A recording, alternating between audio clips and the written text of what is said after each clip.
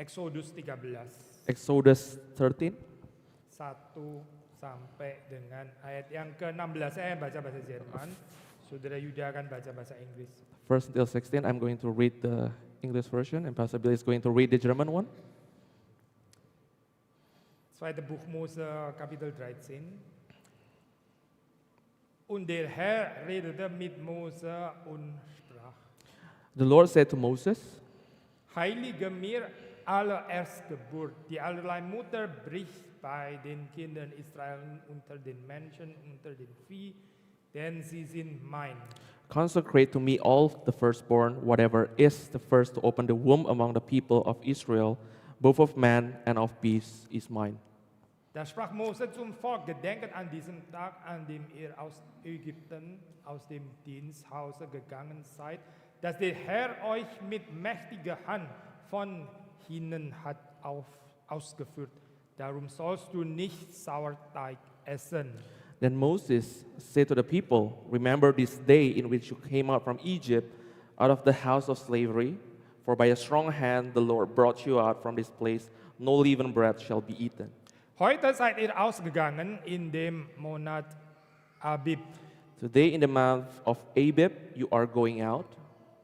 Wenn dich nun der Herr bringen wird in das Land der Kanaaniter, Hethiter, Amoriter, Heviter und Jebusiter, das er deinen Vätern geschworen hat, dir zu geben, ein Land, darin Milch und Honig fließt, so sollst du diesen Dienst halten, diesen Monat.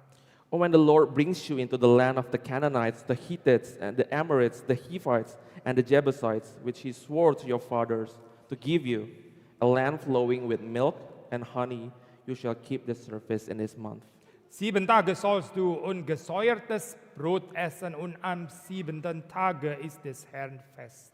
Unleavened bread, 7 days you shall eat unleavened bread, and on the 7th day there shall be a feast to the Lord. Darum sollst du 7 Tage ungesäuertes Brot essen, dass bei dir kein Sauerteig noch gesäuertes Brot gesehen werde an allen deinen Orten. Unleavened bread shall be eaten for 7 days, no leavened bread shall be seen with you, and no leaven shall be seen with you in all your territory. Ihr sollt eure Söhne segnen an demselben Tage. Solches halten wir um des Willen, was uns der Herr getan hat, der wir aus Ägypten zogen. You shall tell your son on that day, it is because of what the Lord did for me when I came out of Egypt. Darum soll dir sein ein Zeichen in deiner Hand und ein Denkmal vor deinen Augen, auf das des Herrn Gesetz sei in deinem Munde. Des Herrn Gesetz sei in deinem Munde, denn der Herr hat dich mit mächtiger Hand aus Ägypten geführt. And it shall be to you as a sign on your hand and as a memorial between your eyes, that the law of the Lord may be in your mouth. For with a strong hand the Lord has brought you out of Egypt. Darum haltet diese Weise zu seiner Zeit jährlich. You shall therefore keep the statute at its appointed time from year to year. Wenn dich nun der Herr ins Land der Kanaaniter gebracht hat, wie er dir und deinen Vätern geschworen hat und dir's gegeben. When the Lord brings you into the land of the Canaanites, as he swore to you and your fathers, and shall give it to you. So sollst du aussondern dem Herrn alles, was die Mutter bricht, und alle Erstgeburt unter dem Vieh, was ein Männlein ist. You shall set apart to the Lord all that first opens the womb, all the firstborn of your animals that are male shall be the Lord's. Die Erstgeburt vom Esel sollst du lösen mit einem Schaf, wo du es aber nicht löset, so brich ihm das Genick, aber alle erste Menschgeburt unter deinen Söhnen sollst du lösen. Every firstborn of a donkey you shall redeem with a lamb, or if you will not redeem it, you shall break its neck. Every firstborn of man among your sons you shall redeem. Und wenn dich heute oder morgen dein Kind wird fragen, was ist das, sollst du ihm sagen, der Herr hat uns mit mächtiger Hand aus Ägypten von deinem Diensthause geführt. And when in time to come your son asks you, what does this mean? You shall say to him, by a strong hand the Lord brought us out of Egypt from the house of slavery. Denn da Pharao hart war, uns loszulassen, erschlug der Herr alle Erstgeburt in Ägyptenland, von der Menschen Erstgeburt an bis an die Erstgeburt des Viehs. Darum opfere ich dem Herrn alles, was die Mutter bricht, was ein Männlein ist, und die Erstgeburt meiner Söhne löse ich. For when Pharaoh stubbornly refused to let us go, the Lord killed all of the firstborn in the land of Egypt, both the firstborn of man and the firstborn of animals. Therefore I sacrifice to the Lord all the males that the first opened the womb, all the firstborn of my sons I redeem. Das soll dir ein Zeichen in deiner Hand sein und ein Denkmal von deinen Augen. Denn der Herr hat uns mit mächtiger Hand aus Ägypten geführt. It shall be as a mark on your hand or front lens between your eyes, for by a strong hand the Lord brought us out of Egypt. Kita berdoa. Let us pray. Tuhan berkatilah untuk perenungan pada sore hari ini. God, please bless the meditation today. Berkati hamba-Mu, berkati saudara Yuda yang menerjemahkan. Please bless the preacher and please bless the translator. Mungkin juga ada yang menerjemahkan di tempat lain, Kau memberkati juga. For the translator at other places, we want you to bless them as well. Kami berdoa untuk kami semua, baik yang dewasa maupun anak-anak, boleh mengerti kehendak Tuhan. We want to pray for both the adults and for the children so that we can all understand. Dan Roh-Mu yang kudus boleh berada di tengah-tengah kami dan memberkati kami semua. And the Holy Spirit can be in the middle of us. Di dalam nama Tuhan Yesus Kristus kami berdoa. In the name of Jesus we pray. Amin. Amen. Apa bedanya agama lain sama kekristenan? So what is the difference between Christianity and other religions? Pasti banyak ya. Of course, there are many differences. Yang pasti kita di dalam kekristenan itu percaya ada Tuhan Yesus Kristus. We believe that in Christianity we have God, Jesus Christ. Yesus Kristus itu mati dan bangkit. Jesus Christ died and risen. Nah, itulah pengharapan satu-satunya di dalam kehidupan kita. That is the only hope in our life. Tapi saya percaya juga ada beda yang sangat jelas waktu kita baca cerita ini. But I believe there are many distinct differences when we read these verses. Yaitu kita melihat di sini waktu kita baca itu lebih banyak memberitakan apa yang Tuhan kerjakan bagi kita. When we read these verses, we can see that how much God has done for us. Religion. Ya, agama itu biasanya ini ya, bicara apa yang manusia itu kerjakan bagi Tuhan. Religion usually speaks about what we human do for God. Lalu ada aturan-aturannya. And there are so many rules. Wah, kita Kristen sih bukan satu-satunya yang pergi ke gereja. Maksudnya bukan satu-satunya yang pergi ke tempat ibadah sih. Well, Christians are not the only people that go into one place to pray to their God. Agama lain juga pergi ke tempat ibadah mereka juga. Other religions also come to one place to pray to their gods. Tapi bedanya di dalam kekristenan, But the difference in Christianity itu bukan tentang bagaimana pertama kita itu menyenangkan Tuhan. is not in the first place on how to please God. Ini bukan bagaimana pertama kita itu sacrifice berkorban bagi Tuhan. It is not how we sacrifice ourselves for God. Ini bukan pertama bagaimana kita memuji dan menyanyi bagi Tuhan. How to praise and worship God. Tapi pertama itu adalah tentang beriman, percaya bahwa Tuhan itu sudah menyelamatkan kita. But it is in the first place about believing and faithful that God has saved us. Kita bisa aja sih berdoa kepada Tuhan. Siapa yang nggak boleh berdoa kepada Tuhan? Kita boleh berdoa kepada Tuhan. Of course, we can all pray to God. Everyone is allowed to pray to God. Tapi ada orang yang berdoa kepada Tuhan, tapi dia sendiri nggak mau dengar apa yang Tuhan bilang kepada dia. We all pray to God, but so many people pray to God, but they don't want to listen what God wants to say to them. Waktu ada kesulitan berdoa kepada Tuhan, minta supaya Tuhan menolong. When they have faced difficulties, they ask God to help them. Tapi mereka nggak peduli apa yang dikatakan Tuhan kepada mereka. But they do not care what God wants to tell them. Perhatikan ya bagian ini, daftarnya panjang sekali ceritanya. Itu banyak diulang-ulang ya. Itu with mighty hands, dengan tangan yang kuat ya, with mighty hand. Ini Tuhan itu membebaskan dari Mesir.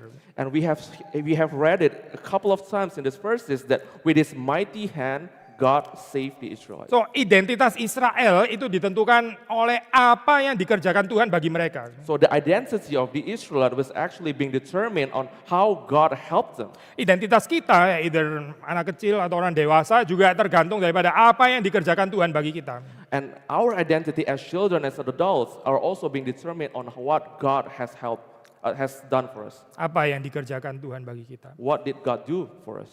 Ya, membebaskan kita dari bondage. That God freed us from the bondage. Seperti Israel juga dibebaskan dari bondage. As Israelites, we're also being freed from a bondage. Kita bondage apa? What bondage did we have? Ya, bondage dosa, The bondage of sins, bondage selfishness. the bondage of selfishness. Kita ada bondage, kita hidup hanya untuk diri kita sendiri. There is a bondage where we live only for ourselves. Ya, kita peka, kita punya kemauan. We are so sensible to our own needs and wills, Tapi kita nggak peduli keinginan orang lain. but we don't care about what other people needs. Bangsa Israel ini diajak untuk merenungkan, ya, diajak untuk menghayati apa artinya Tuhan bekerja bagi mereka. And the Israel were invited by God to meditate upon what that means. God works for them. Tapi itu bukan hanya the past ya, zaman dulu, This is not only the past, juga bukan hanya sekarang, it is not only about the present, tapi juga yang akan datang, but the it's also future. about the future. Kita bukan orang Kristen kalau kita hanya berpikir ya Tuhan sudah bekerja bagi saya dulu, tapi mulai sekarang saya rencana-rencana sendiri, saya terserah hidup mau saya, terserah saya. We are definitely not Christians if we only talk about the past that God has done for us, but we do not talk about God in the present and what we do in our lives. Masa depan kita itu adalah milik Tuhan. Our future belongs to God. And therefore karena itu juga Tuhan yang Tuhan berjanji, Tuhan berkomitmen untuk memberkati future-nya Israel, future-nya anak-anak Tuhan. And that is why God promised to bless the future of the children of God, including the Israelites. Ini ada satu bagian yang buat saya cukup menarik dari seorang penafsir namanya Fred Heim. Ya. There is one part that is interesting from a writer that's called Fred Heim. Dia menulis kira-kira seperti ini. He wrote it like this. Karena kita kan bicara tentang masa depan ya, future. Biasanya kalau kita bisa future itu berarti bicara hope gitu ya, bicara tentang Hoffnung. Because we are talking here about the future. When we talk about future, we usually speak about hope. Tapi Fred Heim kemudian mengatakan the basic rhythm of the text is does not that of memory and hope. Is does not that of memory and hope, but of memory and liturgical responsibility. Ini kalimatnya agak susah ya. So ini bukan tentang memori, ingatan dan karena masa depan, so hope, Hoffnung ya, pengharapan. Tapi lebih kepada memori, ingatan dan tanggung jawab liturgis. Apa ini tanggung jawab liturgis? Susah banget ya istilahnya. Well, the term liturgical responsibility is a very complicated word to understand. Ini loh waktu kita kebaktian ini kan ada liturginya ya. When we come to the Sunday service, there is a liturgy. We did it in this place. Tadi kita mulai apa? Mulai pertama apa waktu kita liturgi? When we start, how did we start the liturgy? Apa? How Mulai did we start? liturgi apa tadi? How did we start? Apa? How? Halo. Someone answer please. Hello? Is everyone here? Liturginya mulai apa tadi? How did we start the liturgy? Mulai saat teduh ya. Mulai We, saat teduh. we started with devotion time, Quiet time. quiet time. Lalu setelah itu ada votum. Then followed by votum. Lalu setelah votum kita ada lagu pertama menyanyi memuji Tuhan. Then we start singing for God with the first song. Lalu kemudian ada doa. Then comes the prayer. Lalu ada lagu lagi yang lain. Ya, And then the next song. dan seterusnya dan seterusnya. Sekarang And kita so sedang on. mendengarkan firman Tuhan. And now we listen to the word of God. Kadang sebulan sekali kita ada perjamuan kudus ya. Once a month we celebrate the Holy Communion. Nah itu setiap hari waktu kita datang kepada Tuhan, ya ini liturgical responsibility namanya gitu. And every day when we come to God means that is the liturgical responsibility that we have. Karena Tuhan sudah bekerja bagi kita, karena Tuhan sudah menyelamatkan kita, Because God has saved us, karena Tuhan sudah membebaskan because kita, God has freed us, maka kita seperti Israel, kita tuh seharusnya berespon, ya kita tuh responding. Gitu. and we, just like Israelites, we have to respond. Orang yang sadar bahwa dia itu dicintai oleh Tuhan, People that understand that they are being loved by God, dia itu berespons kepada Tuhan. they will respond to God. Kalau orang sudah ditolong Tuhan, orang sudah diberkati Tuhan, orang sudah dikasih Tuhan, If we are loved by God and we are gratified, we are grateful to God, tapi terus nggak berespons, nggak bersyukur, and we do not respond, we do not show our thanksgiving to God, ya itu orang nggak tahu diri namanya, itu orang kurang ajar ya. then we understand nothing and we are not Christians. Outrageous, unverschämt. Outrageous, we are Ya, outrageous. itu orang outrageous kayak begitu ya. Dia nggak tahu diri gitu, distorted self knowledge. Yeah, we have distorted self-knowledge. So worship itu apa sih? Ibadah kepada Tuhan itu apa gitu? So what does worshiping God means? Ya ini responding to God's goodness, responding to God's deliverance, God's liberation, God's salvation, God's redemption. It is to respond to God's goodness, God's deliverance, God's salvation in our life. Actually kita ini cuma bisa respon sih daripada initiate. Kita nggak mungkin bisa initiate itu. Actually, we can only respond. We can never initiate anything.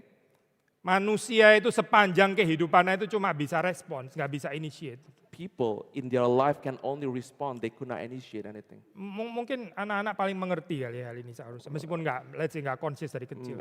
Children should understand this. Maybe not taken for granted for every children, but yeah, you should.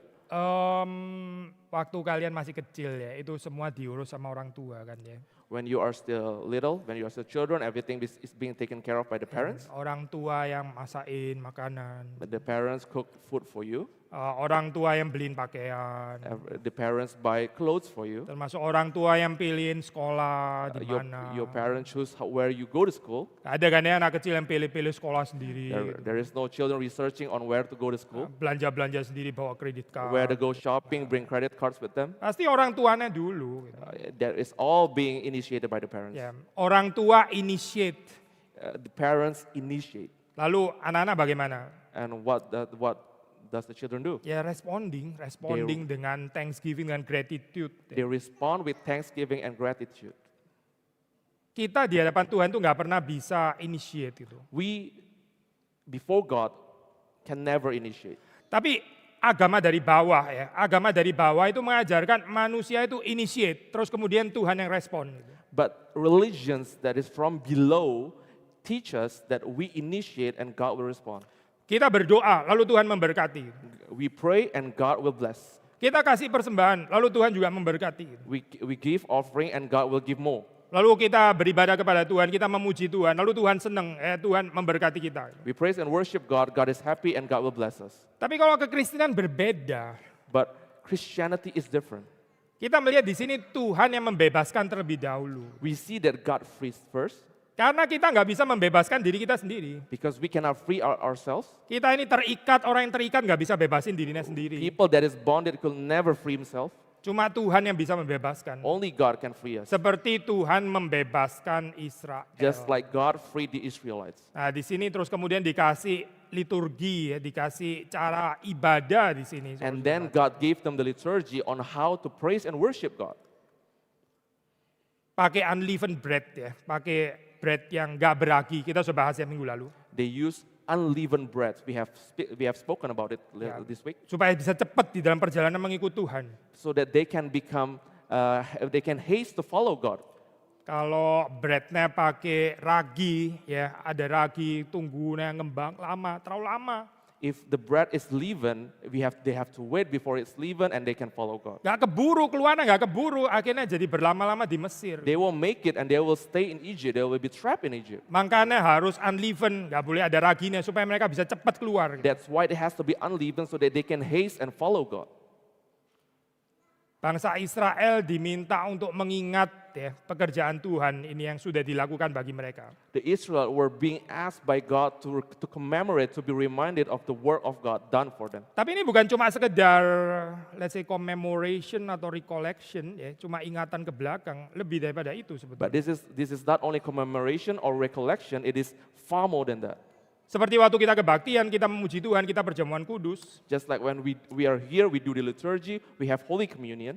Kita bukan cuma sekedar mengingat, oh dulu Tuhan pernah melakukan itu bagi Israel. We don't only remember, oh yeah, God did that for the Israelites. Of course, at that time, at the past, God did this and that. Oh dulu pernah ada Tuhan Yesus ini ya, jalan-jalan di bumi dulu 2000 tahun lalu. Well, 2,000 years ago, Jesus used to walk on this earth. We have to remember that. Ya itu sih betul, nggak salah ya. Of course, that's true. That's not wrong. Tapi waktu kita berbagian di dalam ibadah, di dalam liturgical responsibility, But when we partake in the service, in the liturgical responsibility, itu Tuhan sekali lagi menyatakan karya keselamatannya. God showed His work of salvation once again.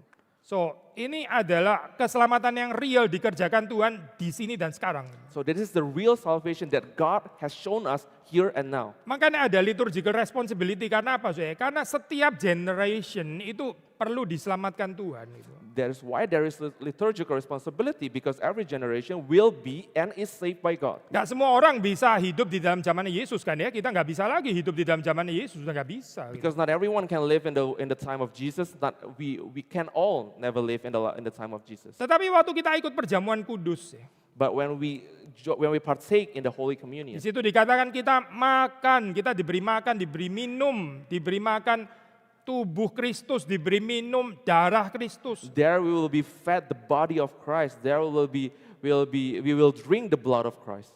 Berarti ini ada keselamatan yang dikerjakan Tuhan di sini dan sekarang. So there is salvation of God happening right now and at this time. Kita juga nggak bisa hidup sampai dulu zamannya Musa, waktu Musa khotbah, waktu Musa cerita, nggak bisa, kita nggak bisa di sana. We cannot relive the time of Moses when he was preaching. We partake in that. We cannot do it. Tapi waktu kita mendengar khotbah, ya, sekali lagi ada karya keselamatan Tuhan yang juga dinyatakan di sini dan sekarang. But once again, when God preaches, there is the work of salvation of God that is being done in this place, in this moment. Nah, mungkin poin terakhir ya, The last point maybe, kenapa sih kita kebaktian itu mesti datang ke gereja? Gitu. why do we have to come to the church for Sunday service? Lalu kita mesti duduk tenang, We have to sit here properly. ya jangan ngobrol-ngobrol, jangan ketiduran, We should not fall asleep. We should not speak to each other. duduknya mesti sopan. We have to sit outrightly. Karena beribadah kepada Tuhan itu bukan cuma urusan pikiran, bukan cuma urusan mind, tapi juga urusan body. Because praise and worshiping God doesn't only concern the mind but also the body. Kita nggak bisa datang kepada Tuhan, yang penting pikirannya, ya, yang penting pikirannya. Tapi sikap tubuhnya kita nggak menghargai Tuhan. We cannot say that our mind comes to God but our behavior doesn't follow. We cannot say that. Coba perhatiin di sini ya, ada kata-kata tentang tubuh di ayat yang ke-9. If you see here, there is a word body when we read the first 9. Saya baca lagi ya. I'm going to read the first once again. Saya baca bahasa Jerman deh ini. I'm going to read in German. Darum soll dir sein ein Zeichen in deiner Hand, und ein Denkmal vor deinen Augen, auf das des Herrn Gesetz sei in deinem Mund. Denn der Herr hat dich mit mächtiger Hand aus Ägypten geführt. And it shall be to you as a sign on your hand and as a memorial between your eyes, that the law of the Lord may be in your mouth. For with a strong hand the Lord has brought you out of Egypt. Kenapa ya perlu ada hand, eyes, lalu kemudian mouth di sini? Why does hands, eyes, and mouth has to be said here? Karena Tuhan mau kita itu memuji Dia dengan tubuh dan jiwa. Because God wants us to praise and worship Him with mind and body. Makanya penting ya waktu kita beribadah kepada Tuhan itu kita juga dengan sikap tubuh yang benar. That is why it is enormously important for us when we praise and worship God, we have the right attitude. Apa yang ada di dalam jiwa kita itu seharusnya terpancar, reflected in the body. Harusnya itu ada sinkronisasi gitu. What is on our mind should be reflected out in our behavior. It should be synchronized. Kalau kita menghormati Tuhan dan kita juga approaching Dia dengan sikap tubuh yang menghormati Tuhan. If we respect God, we should have served Him wholeheartedly with all our body. Kadang kita waktu kebaktian ada duduk, berdiri, ya duduk gitu ya. Untuk apa sih ya? Kenapa nggak berdiri terus aja gitu? In our Sunday service, sometimes we stand up, sometimes we sit, and then we stand up again. Why should we just not stay seated all the time? Saya pernah di Saint Petersburg ya, itu ikut kebaktian di sana, Eastern Orthodox. Itu berdiri terus loh dari awal sampai terakhir. I partook in one Sunday service at St. Petersburg. It is from an Orthodox Christian. They stood all the time in the service, the beginning until the end. Ya, tapi saya nggak bisa terlalu participate deh, cuma mendengarkan dipimpin dari atas sana. Gitu. I could not participate because I was led 100% from the top, where I cannot do anything. Tapi semua orang ibadah di sana berdiri, nggak ada tempat duduk di sana. But everyone there, they stand up. There is no place to sit right there. Tapi kalau orang Protestan ada banyak duduk nih, banyak duduk. But we as a Protestant Christian, we Kadang- have so many places to sit. Jadi kita duduk kadang-kadang kita bisa jadi kayak mau ngantuk ketiduran dan sebagainya. Where sometimes when we sit, we become sleepy, we fall into sleep. Kalau orang berdiri nggak bisa susah ketiduran. But when we stand, we cannot fall. Tapi kadang-kadang kita berdiri, kita duduk, kita berdiri. Kenapa sih mesti berdiri, duduk, duduk, berdiri, berdiri, duduk? Sometimes we sit, we stand up, sometimes we sit again. Why do we have to do it? Ya karena kita mau menghampiri Tuhan itu termasuk juga dengan body, bukan cuma with our memory, recollection, remembrance, commemoration, tapi juga with bodily expression. Because we want to come to God with our body as well, not only with commemoration, not only with recollection, not only with our mind, but also with our whole body. Kita di rumah juga bisa berdoa sih pada Tuhan.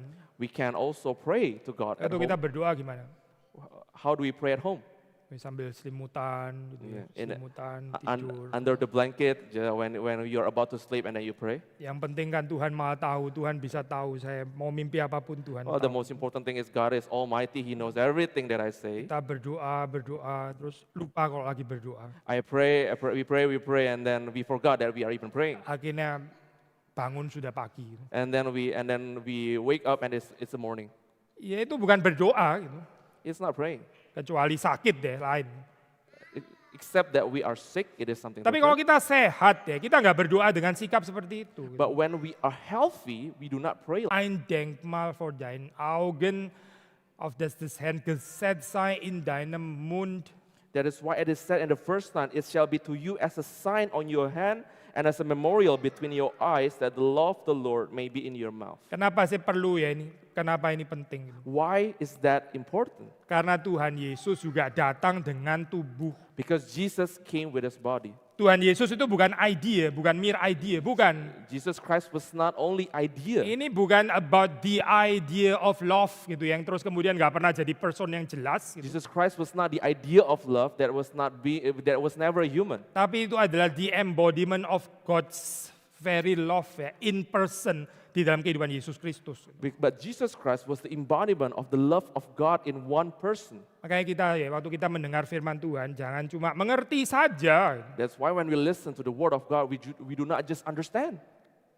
Harus ada embodiment juga seperti Yesus ada tubuh. Ini masuk di dalam kehidupan kita. Kita lakukan di dalam kehidupan sehari-hari. There should be embodiment of the love of God as well in our life, in our daily life. The embodiment of the word of God di dalam kehidupan kita yang menguasai kehidupan kita. The embodiment of the word of God that reigns over our life. Bagaimana kita bergerak, bagaimana kita studi, ya, bagaimana kita having leisure time dan sebagainya. How we move, how we study, how we have leisure times. Itu ada firman Tuhan yang masuk di dalam kehidupan kita, termasuk menguasai tubuh. There should be the word of God that comes into our mind that controls over our body. Sekali lagi ya, Tuhan Yesus yang kita percaya itu ada tubuhnya. Ini bukan cuma roh doang, bukan loh.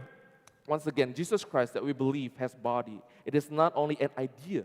Makanya saya ini ya, bodily existence yang dikuasai oleh Tuhan ini penting. That is why the bodily existence that was being reigned over by God is enormously important. Mungkin saya baca ayat terakhir ya sebelum kita mengakhiri khotbah ini. I'm going to read the last verse before I close this sermon. Ini tulisan Paulus kepada jemaat di Roma. This is written by Paul for the people in Rome.